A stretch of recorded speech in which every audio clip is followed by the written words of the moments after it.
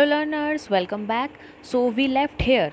हम last video में auditing कर रहे थे और ऑडिटिंग को हमने सारे इन सारे टॉपिक्स को डिटेल में देखकर हमने एक शॉर्ट समराइज चार्ट में देख लिया था। आज हम इसके आगे का देखने वाले हैं, ठीक है। सो today's first topic is fundamental principles. तो बेसिकली जो ऑडिटर होता है वो कुछ प्रिंसिपल्स को फॉलो करता है। प्रिंसिपल्स का मतलब है गाइडलाइन। कुछ गाइडलाइंस को उसे फॉलो करना पड़ता है, ठीक है। उनको फॉलो करते हुए ही वो ऑडिटिंग करता है, ठीक है। तो चलो एक एक को इसको देख लेंगे। First one is objectivity. We have two things, subjectivity and objectivity. Subjectivity का मतलब है कि हर एक इंसान के हिसाब से चीज़ें बदलती हैं। जैसे आप सब्जेक्टिव क्वेश्चन लिखते हैं, सब्जेक्टिव क्वेश्चन में आप क्या जाते हैं, वेरी शॉर्ट, शॉर्ट, लॉन्ग। तो इसमें चेक करने वाले एग्जामिनर के ऊपर होता है कि वो किस तरह से उसे देखता है और कितने मार्क्स देता है। लेकिन ऑब्जेक्टिव क्वेश्चंस जब आप फॉलो करते हैं तो उसमें 4 ऑप्शन होते हैं, उसमें एक ही सही होता है। और चाहे दुनिया का कोई भी एग्जामिनर उसे चेक करे, उसके लिए यही ऑप्शन चेक सही होगा, ठीक है। तो ऑब्जेक्टिविटी का मतलब है बिना किसी भेदभाव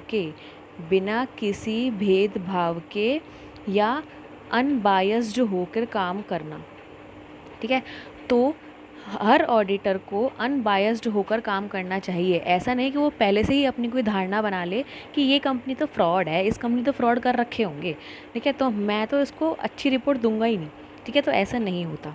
second, professional competence and due care.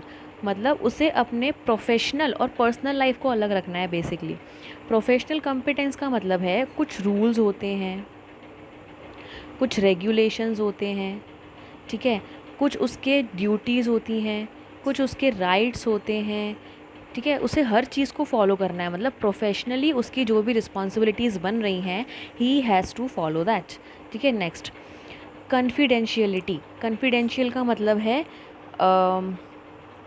जो ज़रूरत है उसको हाइड करके रखना, जिससे ज़रूरत है उसको हाइड करके रखना। बेसिकली अगर कोई प्राइवेट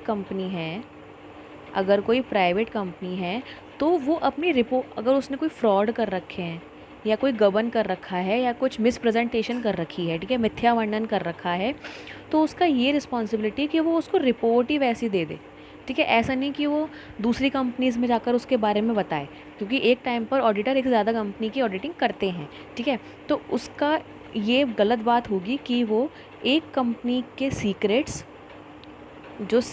हो गए या फ्रॉड्स हो गए या काम करने का तरीका हो गया, ये अगर लीक करता है, किसी और कंपनी को बताता है या ऐसे इंसानों से शेयर करता है जहाँ ज़रूरत नहीं है, तो दैट इज़ नॉट गुड।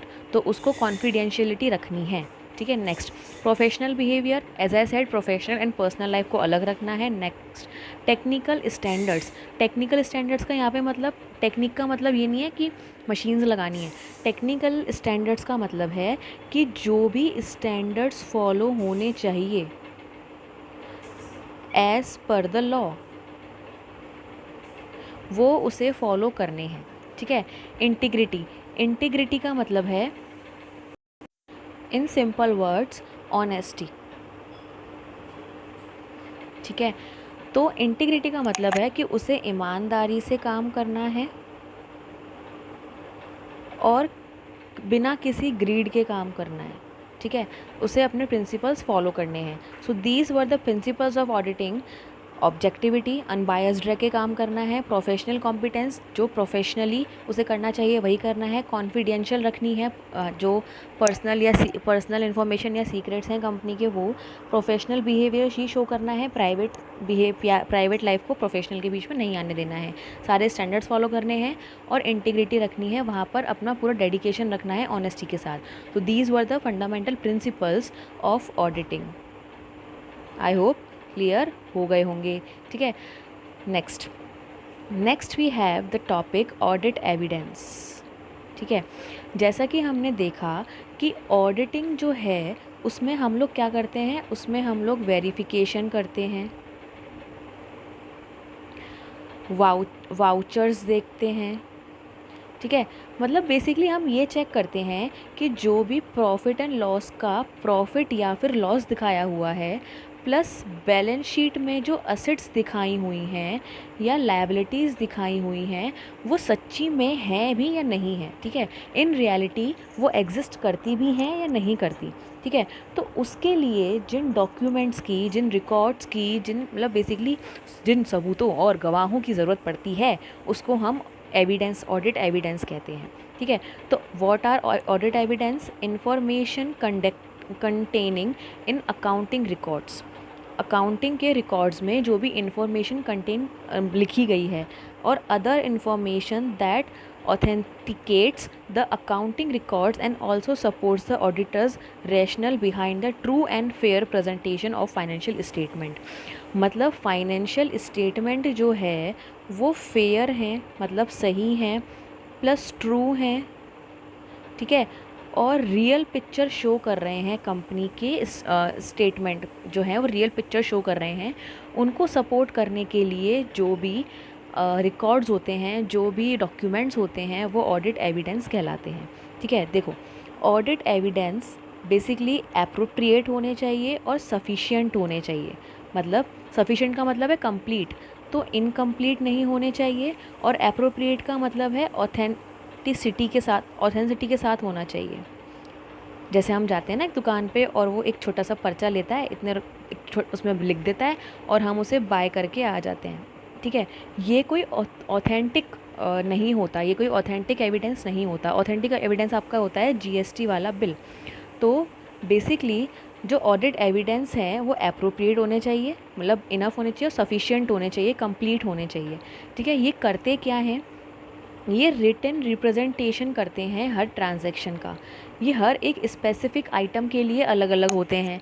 और एक्सटर्नल कन्फर्मेशन, मतलब अगर सेल हुई है तो उसका बिल होना चाहिए, मतलब बिल की कॉपी होनी चाहिए। परचेज़ हुई है तो आपको बिल मिला होगा, वो होना चाहिए। तो बेसिकली सिर्फ कंपनी पर डिपेंड नहीं होते, उस पर अगर बिल होगा तो बायर के साइन भी होंगे। ठीक है, और अगर हमने ख़रीदा है तो बेचने वाले का प्रॉपर ऑथेंसिटी और आइडेंटिफिकेशन उसमें लिखा होगा। तो एक्सटर्नल, कोई भी एक्सटर्नल पार्टी का कंफर्मेशन उसमें होता ही होता है, और हर एक ट्रांजैक्शन के लिए होते हैं, और ये रिटन रिप्रेजेंटेशंस होते हैं ट्रांजैक्शन के। ठीक है, अब ऑडिट एविडेंस जो है वो बेसिकली ऑडिट डॉक्यूमेंटेशन बनाने के काम आते हैं। मतलब हम लोग जो रफ़ नोट्स बनाते हैं ना, उसको बोलते हैं। तो जो ऑडिट डॉक्यूमेंट होते हैं वो प्रॉपर्टी होती है ऑडिटर की, उसकी मर्जी है वो कैसे भी बनाए। ठीक है, वो कंप्लीट मेमोरेंडम और ऑडिट फाइल में रिकॉर्ड किए जाते हैं। आई एम रिपीटिंग इट कि ये होता क्या है। देखो, जो ऑडिट एविडेंस होते हैं, पहली बात तो वो सफिशिएंट होने चाहिए और अप्रोप्रिएट होने चाहिए। ऑडिट एविडेंस की अगर मैं नेचर की बात करूं तो ये रिटन होते हैं, स्पेसिफिक आइटम के लिए होते हैं। लाइक हमने मशीन खरीदी तो मशीन का होगा, गुड्स खरीदे गुड्स का होगा। ठीक है, गुड्स सेल किए उसका होगा। ठीक है, हमने किसी को सैलरी दी तो उसकी रिसिप्ट होगी, कैश पेमेंट किया तो रिसिप्ट होगी, कैश रिसीव हुआ तो उसकी रिसिप्ट होगी, एक्सेट्रा। और इसमें कोई एक्सटर्नल कन्फर्मेशन होता है। ठीक है, अब ऑडिट एविडेंस जो है वो रखे कहाँ जाते हैं, मतलब ऑडिट एविडेंस किस रूप में रखे जाते हैं, उसको हम बोलते हैं ऑडिट डॉक्यूमेंट। बेसिकली ऑडिटर जो जो काम करता है वो अपने काम के साथ साथ फाइनल रिपोर्ट बनाने के लिए, होता है ना कि हम रफ काम करते जाते हैं, फिर फाइनली हम एक फेयर काम करते हैं। फिर बचपन में करते थे, अभी तो कोई नहीं करता, तुम गंदे बच्चे हो। ठीक है, तो ये डॉक्यूमेंटेशन जो है वो अपनी ऑडिट फाइल में रखता है और एक मेमोरेंडम के बेस पर रखता है। ठीक है, और ये जो ऑडिट डॉक्यूमेंट होता है ये ऑडिटर की प्रॉपर्टी होता है, इसको कोई भी डिमांड नहीं कर सकता। मतलब कंपनी भी नहीं बोल सकती कि वो डॉक्यूमेंट हमको दिखा दो। क्यों? क्योंकि जब ऑडिटर पर सवाल किया जाएगा कि आपने ये रिपोर्ट किस बेस पर दी, तब उसे उसके वो काम आएगा। मतलब it is just for help, not to showing anyone. ठीक है, चलो आई होप समझ में आ गया होगा कि ऑडिट एविडेंस रिटन होते हैं, स्पेसिफिक आइटम के होते हैं, और एक्सटर्नल कन्फर्मेशन उसमें चाहिए होती है। और ऑडिट एविडेंस जो है वो सफिशिएंट होने चाहिए और एप्रोप्रिएट होने चाहिए। अब ऑडिट डॉक्यूमेंटेशन जो होता है, जिसमें ऑडिट एविडेंस को रखा जाता है या उसकी कॉपी को रखा जाता है, वो ऑडिटर की प्रॉपर्टी होता है। वो किसी को दिखाने के लिए बाउंड नहीं होता, वो अपनी ऑडिट फाइल में रखता है और एक मेमोरेंडम के बेस पर रखता है। ठीक है, चलो आगे बढ़ते हैं। नेक्स्ट, देखो इसमें कुछ गाइडलाइंस लिखी हुई हैं। ऑडिटर शुड, इस लाइन को पढ़ना है ना, auditor should obtain sufficient and appropriate audit evidence. Sufficiency का मतलब है, sufficiency is the measure of quantity of audit evidence. मतलब अगर 4 बार सेल हुई है तो 4 बिल ही आपके पास होने चाहिए, ठीक है। और auditors judgement as to specificity sufficiency may be affected by the factors such as materiality, risk of material misstatement and size and characteristic of the population। In 3 basis पर डिपेंड करता है कि ऑडिट एविडेंस कैसा होगा, ठीक है। अब वो ऑडिटर के ऊपर है वो कैसा रखना चाहता है। एप्रोप्रिएटनेस का क्या मतलब है, हमने बात की थी कि ऑडिट एविडेंस सफिशिएंट होने चाहिए और एप्रोप्रिएट होने चाहिए, है ना। तो सफिशिएंट का तो मतलब है नंबर्स में, मतलब क्वांटिटी में, और एप्रोप्रिएट का मतलब है क्वालिटी। देखो हम यहाँ पर देखते हैं इसको वापस। सफिशिएंट का मतलब है क्वांटिटी और एप्रोप्रिएट का मतलब है क्वालिटी। जैसे कि मैंने कहा था, फर्जी वाले बिल जो ऐसी कोई लिख के दे देता है डायरी के पन्ने पर, वो नहीं चलेंगे, जीएसटी वाले बिल चलेंगे। और जितनी बार ट्रांजैक्शन हुआ है उतने एविडेंस होने चाहिए, वो सफिशिएंट की बात करता है, ठीक है। नेक्स्ट, ऑडिट जो है वो ऑब्टेन कैसे करता है ऑडिट एविडेंस को। Audit evidence to draw reasonable conclusion on which to base the auditor's opinion is obtain by performing. Audit evidence को गेन करने के लिए ये तरीके होते हैं जो यहाँ पर लिखे हुए हैं। वो इंस्पेक्शन कर सकता है, ऑब्ज़र्व कर सकता है, एक्सटर्नल कन्फर्मेशन ले सकता है, रीकैलकुलेट कर सकता है, रीपरफॉर्मेंस कर सकता है, एनालिटिकल प्रोसेस कर सकता है और इंक्वायरी कर सकता है। इंक्वायरी किससे करेगा, एम्प्लॉयज़ से और मैनेजमेंट से। एनालिटिकल प्रोसेस का मतलब है पॉजिटिव एंड नेगेटिव एस्पेक्ट्स को देखना। रीपरफॉर्मेंस का मतलब है दोबारा से रिक्रिएट करना अकाउंट्स को, जो बहुत कम होता है। रिकैलकुलेट तो समझ में आ गया होगा। एक्सटर्नल कन्फर्मेशन, कहीं बाहर से वो कन्फर्मेशन ले ले थर्ड पार्टी से कि क्या सच में ऐसा हुआ है या नहीं, फालतू बिल बना दिए हैं। ऑब्ज़र्व कर सकता है और इंस्पेक्शन कर सकता है, ठीक है। चलो आगे देखते हैं। टाइप्स ऑफ ऑडिट एविडेंस, कितने तरह के ऑडिट एविडेंस हो सकते हैं। नेचर के बेस पर 3 तरह के और सोर्स के बेस पर 2 तरह के। नेचर के बेस पर 3 है, विजुअल, डॉक्यूमेंट्री एंड ओरल।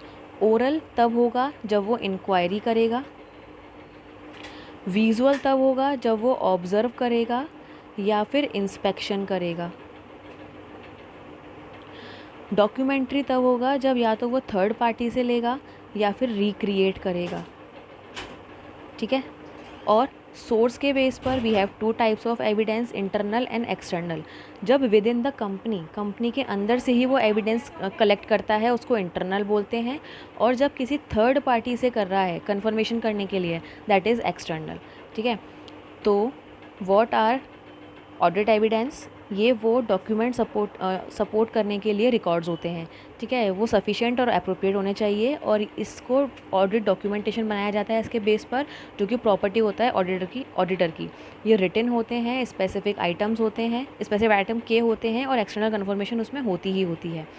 अब वो इंस्पेक्शन करके ले सकता है, ऑब्जर्वेशन करके, एक्सटर्नल कन्फर्मेशन करके, रिकैलकुलेट करके, रीपरफॉर्म करके, एनालिटिकल प्रोसेस करके और इंक्वायरी करके, ठीक है।